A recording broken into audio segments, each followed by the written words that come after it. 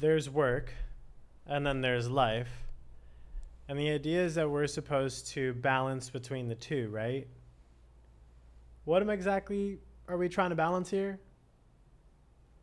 We're trying to balance working for someone else for the rest of our life? Is that what we're getting at here?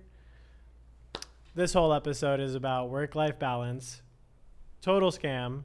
Not, in my opinion, good advice at all. And kind of at the same time, why I think passion and following your passion isn't necessarily good advice either. This is the Gen Ed Show.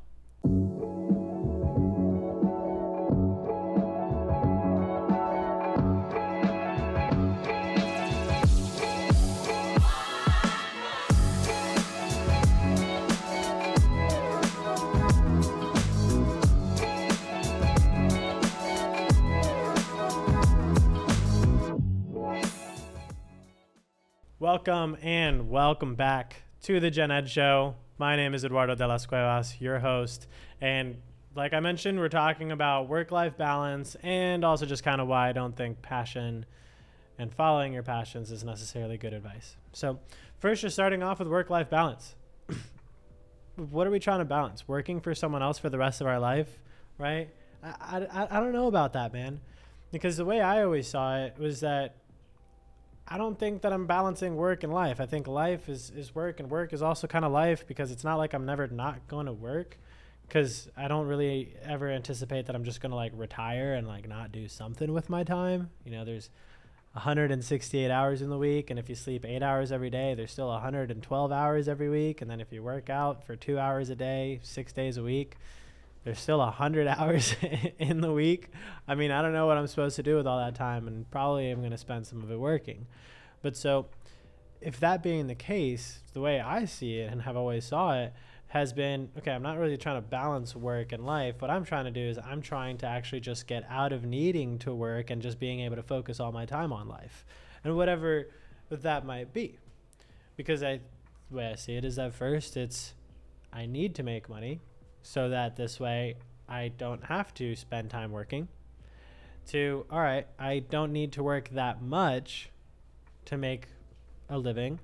And then it's, hey, I don't need to work that much to make a great living.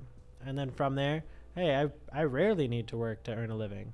To, all right, I rarely need to work to earn a great living. To, hey, I don't have to work at all, and I can earn a decent living. And hey, I don't have to work at all, and I can live a great living. You know, so I think that there are scales to it. I don't think it's just a simple balance between work and life, because at the same time, I think it also goes with this notion that, all right, you go to work and then you go home, right? If we try and trunk this down into just the one day, right, like a Monday through Friday type of idea, it's like that you go to work and then you go home. And then you go to sleep. And I think that's a little oversimplified too, because what about genius hours, right? Like, you're telling me that there aren't times of the day where you are way more alive, way more alert compared to other times of the day where you're just like not feeling it, just rather just watch something, you know, because there are some people, I don't know about you perhaps, but for myself, there are times where it can be 10 o'clock at night, midnight, and I am wide awake. I am ready to work. I am ready to like create something. And I do, but most jobs that companies will offer aren't exactly going to be functioning like that. It's hard to understand, like, yes, I can recognize that I do it, but I don't know if I condone that as a business practice, right? And that's typically how the thought goes. But so what is the point of life and, balancing work and life? Because at the same time, if there's someone that can be really productive in the evenings, but maybe they don't need to be at the office at 9 a.m. because from 9 to 1 o'clock, their brain is kind of like mush anyway. It's not really, you know what I mean? Like, that's kind of what I'm getting at when it comes to genius hours, being able to function and operate in that, because work is life and life is work. And I don't see where the balance comes in, because then if you take it out of the day to day, which we're kind of debunking right now, you put it into the monthly. I mean, what happens if you get sick? What happens if you have a big project? What happens if you're an independent contractor, or you're in a service-based business and it's a seasonal business, or you're in something that just doesn't take that much time? What then? You know, and so there's a way of creating consistency to it, but so with it, like, it's more like go with the flow than necessarily trying to create a balance, because I mean, unless you literally have a 9 to 5, which makes it technically much easier to balance, but again, there's not much of a balance. You go to work, you go home, you go do whatever else you want. But so if you happen to be someone that isn't working for someone else, and better said, you're just trying to get yourself out of that scenario so you don't have to work for someone else, that's always going to be the case, right? You want to make sure that you don't have to spend as much of your time there. But with it, there is going to be time that you have to give. And for a lot of people in their 20s, 30s, that tends to be a lot of a trade of time for the necessary skill and money to be able to leverage yourself out of needing to do that. Granted, if you learn how to do that. If you refer to some of the other videos within the show, you're going to see that it's obviously not that easy. Common sense, not so common. But so, when we're understanding this is going to be the big piece. Because then from there comes passion, right? It's like, okay, if you want to start introducing the concept, which I believe you've likely heard, which is, if you do what you love, you'll never work a day in your life, right? If you do what you're passionate about, you'll never work a day in your life. Okay, well, so then what's the point of a work-life balance? If I love what I do, what am I trying to balance here?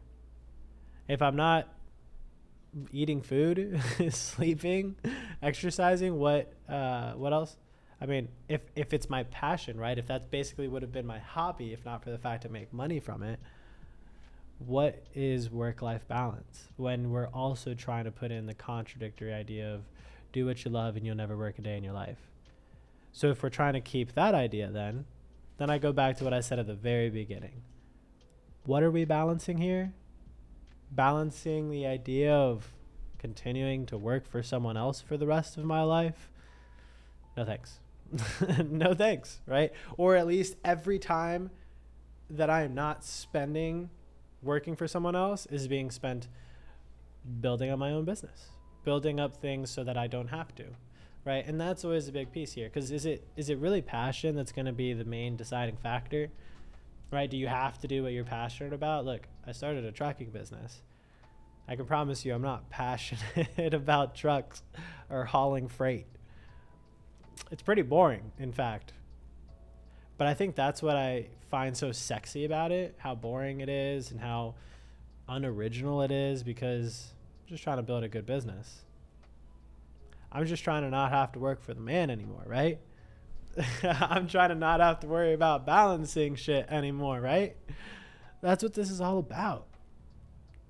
So it may not be sexy, but I don't care if I do stuff that I'm not necessarily passionate about. Does it solve the problem, which is working for somebody else? Yeah, it does.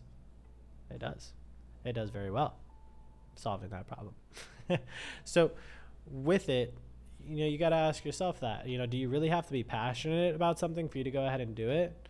I mean, heck, I used to sell knives. I wasn't exactly passionate about selling knives, but I was passionate about being able to live the life that I wanted to live. And it gave me enough of the economic opportunity I needed to do that.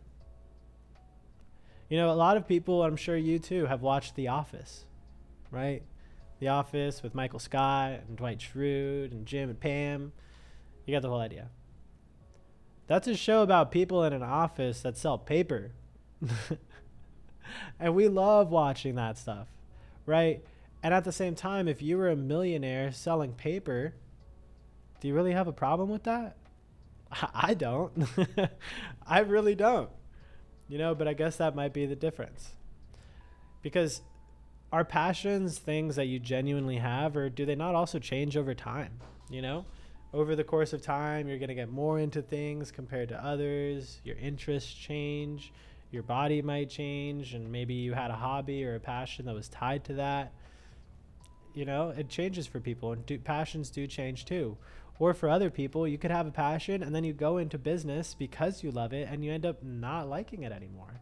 You end up not being passionate about what you were passionate about. It changes.